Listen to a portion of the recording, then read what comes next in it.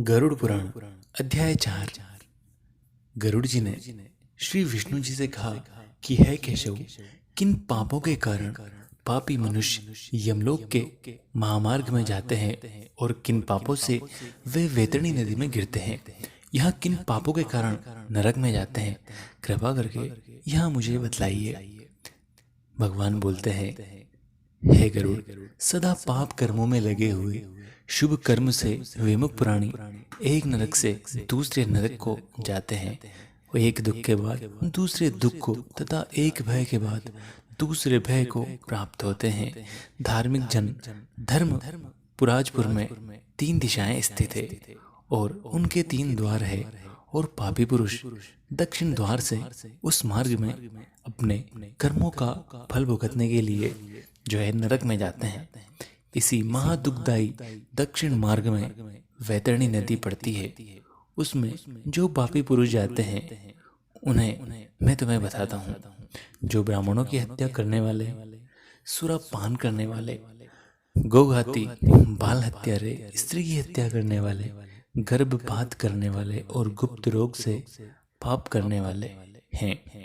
ये जो गुरु के धन को हरण करने वाले, देवताओं अथवा ब्राह्मण का धन हरण करने वाले, स्त्री दुर्व्यवहारी, बाल दुर्व्यवहारी, जो ऋण लेकर उसे न लौटाने वाले, धरोहर का अपहरण करने वाले, विश्वासघात करने वाले, विषान देकर मार डालने वाले, दूसरों के दोष को ग्रहण करने वाले, गुणों की प्रशंसा न करने वाले, गुणवानों के साथ डाह रखने वाले, नीचों के साथ अनुराग करने वाले, मूढ़ सत्संगी से दूर रहने वाले, जो तीर्थों, सज्जनों, सत्कर्मों, गुरुजनों और देवताओं की निंदा करने वाले, पुराण वेद मीमांसा, न्याय और वेदांत को दूषित करने वाले, दुखी व्यक्ति को देखकर प्रसन्न होने वाले, प्रसन्न को दुख देने वाले, दुर्वचन बोलने वाले तथा सदा दूषित चित्त वाले, जो हितकर वाक्य और शास्त्रीय वचनों को कभी न सुनने वाले, अपनों को सर्वश्रेष्ठ समझने वाले, घमंडी मूर्ख होते हुए अपने को विद्वान समझने वाले, ये तथा अन्य बहुत पापों को अर्जन करने वाले अधर्मी जीव रात दिन रोते हुए यम मार्ग में चलते रहते हैं, यमदूतों द्वारा पीटे जाते हुए वैतरणी की ओर और उसमें वह गिर जाते हैं। ऐसे उन पापियों के विषय में मैं तुम्हें और बतलाता हूँ। जो माता पिता, गुरुजन, आचार्य तथा पूज्य जनों को अपमानित करते हैं, वे मनुष्य वैतरणी में डूब जाते हैं। जो पुरुष पतिव्रता, सच्चरित्र, उत्तम कुल में उत्पन्न, विनय से युक्त स्त्री को द्वेष के कारण छोड़ते हैं, वे वैतरणी नदी में पड़ते हैं। जो हजारों गुणों के होने पर भी सत्पुरुषों को दोष का आरोपण करते हैं और उनकी अवहेलना करते हैं, वे भी निश्चित तौर पर वैतरणी में गिरते हैं। वचन देकर जो ब्राह्मणों को यथार्थ रूप में जो है ध्यान नहीं देता है और बुला करके जो व्यक्ति नहीं ऐसा करता है, वे दोनों सदा वैतरणी में निवास करते हैं। स्वयं दी हुई वस्तु का अपहरण कर लेना, दान देकर पश्चाताप करता है, जो दूसरे की आजीविका हरण करता है, दान देने से रोकता है, संज्ञा और विध्वंस करता है तथा भंग करता है, किसी क्षेत्र की सीमा का हरण करता है और जो गोचरित भूमि को जोतता है, वह वैतरणी नदी में पड़ता है।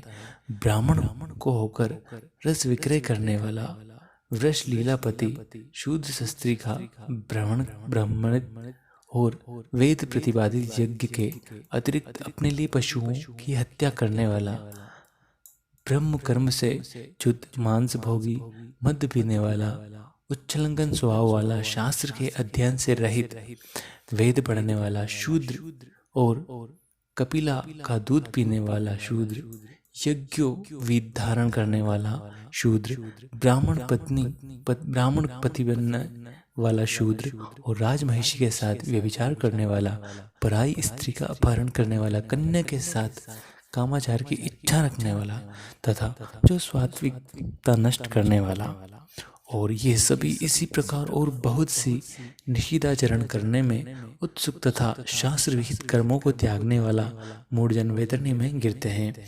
सभी मार्गों को पार करने के बाद पापी यम के भवन में पहुंचते हैं।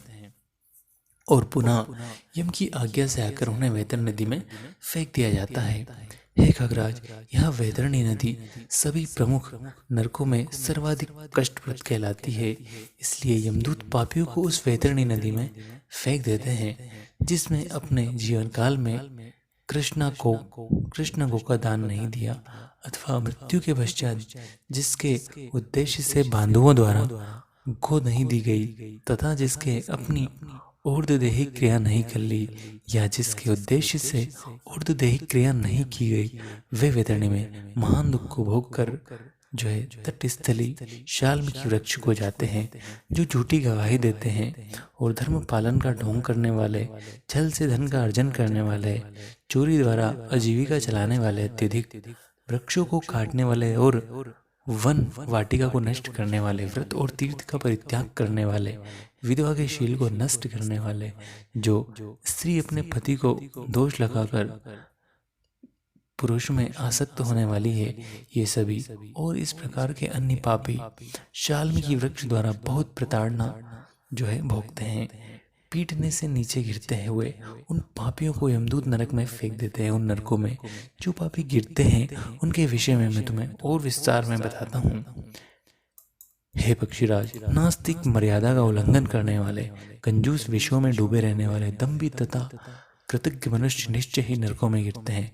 जो कुआं, तालाब, बावली, देवालय तथा सार्वजनिक स्थान को नष्ट करते हैं, वे निश्चित तौर पर नरक में गिरते हैं। स्त्रियों, छोटे बच्चों, नौकरों तथा श्रेष्ठ जनों को छोड़कर एवं पितरों और देवी देवताओं की पूजा का परित्याग करने वाले जो भोजन करते हैं, वे नरकगामी होते हैं। जो मार्ग को कीलों से, पुलों से, लकड़ियों से तथा पत्थरों से, कांटों से रोकते हैं, निश्चय रूप से वह भी नरक के गामी होते हैं। जो मंद पुरुष भगवान शिव, भगवती शक्ति, नारायण, सूर्य और गणेश, सद्गुरु और विद्वान इनकी पूजा नहीं करते हैं, वे घोर नरकों में निश्चित रूप से जाते हैं।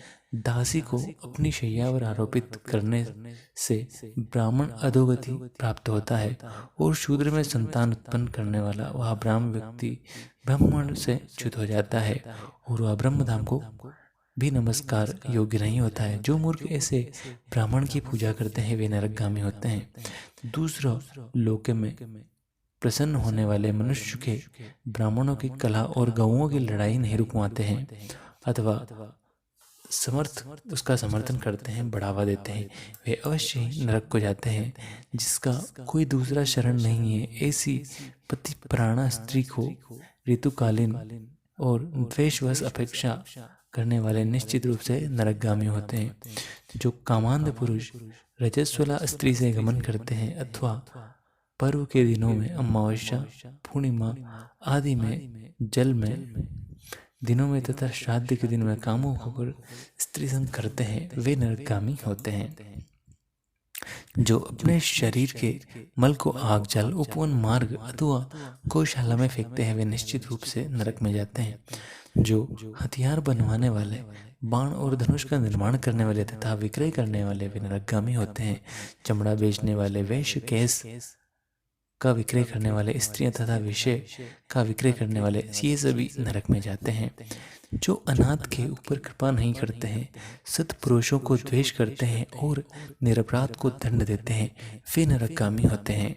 आशा लगाकर घर पर आए हुए ब्राह्मण को, याजकों को पाकम संपन्न भोजन बने हुए रहने पर भी भोजन नहीं कराते हैं, वे निश्चय रूप से नरक को प्राप्त होते हैं। जो सभी प्राणियों को विश्वास नहीं करते हैं, उन पर दया नहीं रखते हैं तथा वे सभी प्राणियों के कुटिलता का व्यवहार करते हैं, वे निश्चय ही नरकगामी होते हैं। जो अजिंत्रिय पुरुष नियम को स्वीकार करने के बाद उन्हें त्याग देता है, वे नरकगामी हो जाता है। जो आत्मविद्या प्रदान करने वाले गुरु को नहीं मानते हैं, जो पुराण वक्ता को नहीं मानते हैं, वे नरक में जाते हैं। जो व्यक्ति मित्र से द्रोह रखता है, व्यक्ति को आपसी प्रति का भेद करता है, उसका जो चोरी से आशा को नष्ट करता है, वे निश्चय ही नरक में जाते हैं। विवाह को भंग करने वाला, देव यात्रा में विघ्न करने वाला तथा तीर्थ यात्रा को लूटने वाला घोर नरक में जाता है, और वहां से उसका पुनरावर्तन नहीं होता है। जो महापापी घर, गांव, जंगलों में आग लगाता है, यमदूत उसे ले जाकर अग्निकुंड में पकाते हैं। इस अग्नि से जले हुए अंग वाला वह पापी जब छाया की याचना करता है तो यमदूत उसे असीपत्र नामक वन में ले जाते हैं, जहाँ तलवार के समान तीक्ष्ण पत्तों से उसके अंग को भंग कर दिया जाता है तथा यमदूत उसे कहते हैं, रे पापी, शीतल छाया में सुख की नींद से सो जा। जब वह प्यास से व्याकुल होकर जल पीने की इच्छा से पानी मांगता है तो दूतों द्वारा उसे खोलता हुआ तेल पिलाया जाता है। पानी पियो और अन्न खाओ, ऐसा उस समय उनके द्वारा कहा जाता है।